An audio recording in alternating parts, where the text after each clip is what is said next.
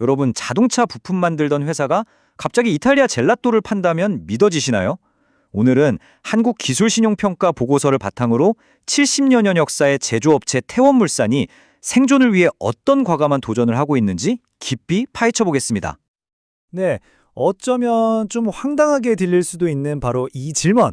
이게 바로 생존과 성장의 갈림길에 선 태원물산의 모든 것을 설명해주는 한 문장이라고 할 수 있습니다. 자, 이번 시간에는요, 낡은 공장 굴뚝에서 우리들의 식탁으로 이 회사가 어떻게 사업의 DNA 자체를 바꾸고 있는지 그 흥미로운 여정을 한번 따라가 보겠습니다.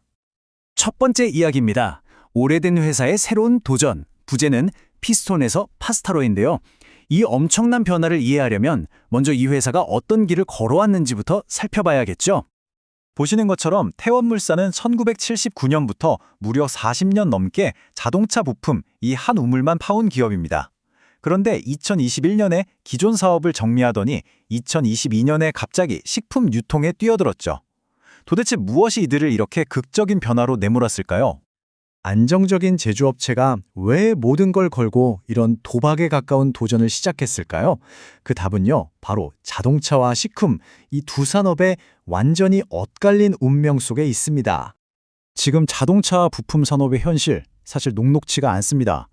전기차로의 전환, 내연기관차 수요 감소, 이런 상황에서 특정 모델 하나에만 의존하는 건 정말 큰 리스크죠. 태원물산 역시 주요 고객사였던 쉐보레 스파크가 단종되면서 직격탄을 맞고 말았습니다. 자, 그런데요, 식품 시장의 풍경은 완전히 다릅니다. 보시는 것처럼 시장 규모가 꾸준히 커지고 있죠? 특히 1인 가구가 늘면서 간편식, 가공식품 시장은 그야말로 황금기를 맞고 있습니다. 네, 세 번째 파트입니다.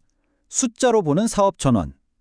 그렇다면 이런 전략적인 변화가 실제 숫자로, 데이터로는 어떻게 나타나고 있을까요?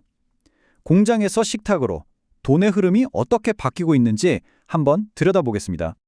숫자는 거짓말을 하지 않죠. 이 표를 한번 보세요. 자동차 부품 매출은 서서히 가라앉고 있는 반면에 식품 유통 매출은 정말 무섭게 솟아오르고 있습니다. 마치 뭐랄까 가라앉는 배와 솟아오르는 로켓 같다고 할까요? 자, 불과 2년 전 2023년입니다. 이때만 해도 매출의 80% 이상이 자동차 부품에서 나왔어요. 이때까지만 해도 태원물산은 누가 봐도 그냥 자동차 부품 회사였죠. 그런데 이걸 좀 보세요.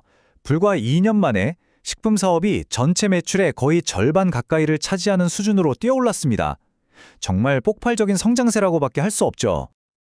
자, 2024년 실적을 보면요, 눈이 휘둥그레집니다. 순이익이 무려 175억 원이에요. 와, 이 회사가 갑자기 엄청난 돈을 번 것처럼 보이죠? 하지만 여기에는 숨겨진 이야기가 있습니다. 이 이익은요, 사업을 잘해서 번 돈이 아니라 예전에 하던 석고 사업 자산을 매각해서 얻은 일회성 수익이었습니다.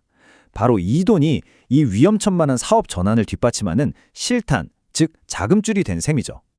하지만 진짜 중요한 숫자는 바로 이겁니다. 자산을 팔아서 큰 돈이 들어왔는데도 불구하고 정작 핵심 사업 활동에서는 9억 원의 손실, 즉 적자를 기록했다는 사실이죠. 다시 말해서 아직 본업만으로는 돈을 벌지 못하고 있다는 뜻입니다. 이게 바로 태원물산이 마주한 가장 큰 숙제라고 할 수 있습니다. 네, 바로 이 지점에서 태원물산의 진짜 고민이 시작됩니다. 기회와 수익성, 과연 빠른 성장과 수익성 확보라는 두 마리 토끼를 동시에 잡을 수 있을까요? 이들의 해법은 속도전인 것 같습니다. 이탈리아 젤라또로 시작해서 간편식, 유제품, 심지어는 마른 김까지. 시장에서 이거 좀 팔리겠다 싶은 제품은 무엇이든 빠르게 포트폴리오에 추가하면서 덩치를 키우고 있는 거죠.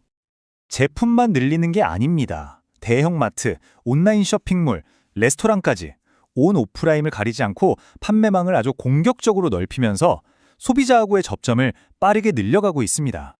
결국 이 모든 건 시간과의 싸움입니다. 마치 저울질 같아요. 폭발적인 성장이 수익으로 연결되는 속도가 가지고 있는 현금이 바닥나는 속도보다 빨라야만 하는 거죠. 과연 태원물산은 이 위험한 줄타기에서 성공할 수 있을까요? 자, 그럼 우리는 앞으로 무엇을 지켜봐야 할까요? 이 과감한 도전의 성패를 가늠해 볼 수 있는 몇 가지 핵심 지표들이 있습니다. 한번 짚어보죠. 가장 먼저 식품 매출이 연간 100억 원을 언제 돌파하는지, 그리고 더 중요한 건 언제부터 이익을 내기 시작하는지입니다. 또 새로 추가된 유제품이나 김 같은 품목들이 얼마나 실적에 기여하는지, 반대로 기존 자동차 부품 사업의 감소 속도는 어떤지도 계속해서 지켜봐야 할 핵심 포인트들입니다. 결국 태원물산의 미래는 이 한 문장으로 요약될 수 있습니다. 성장의 열쇠는 분명 식품 사업에 있지만 진짜 승부수는 바로 수익성을 언제 확보하느냐에 달려 있다는 거죠. 70년 된 제조업체는 과연 첨단 식품 유통기업으로 완벽하게 변신할 수 있을까요? 태원물산의 이야기는 어쩌면 우리 경제의 많은 기업들에게 중요한 질문을 던지고 있는지도 모릅니다.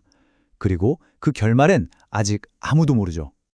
네, 오늘 준비한 내용은 여기까지입니다. 오늘 분석은 정보 제공을 위한 것이고요. 투자에 대한 최종적인 판단과 책임은 투자자 본인에게 있다는 점 꼭 기억해 주시기 바랍니다.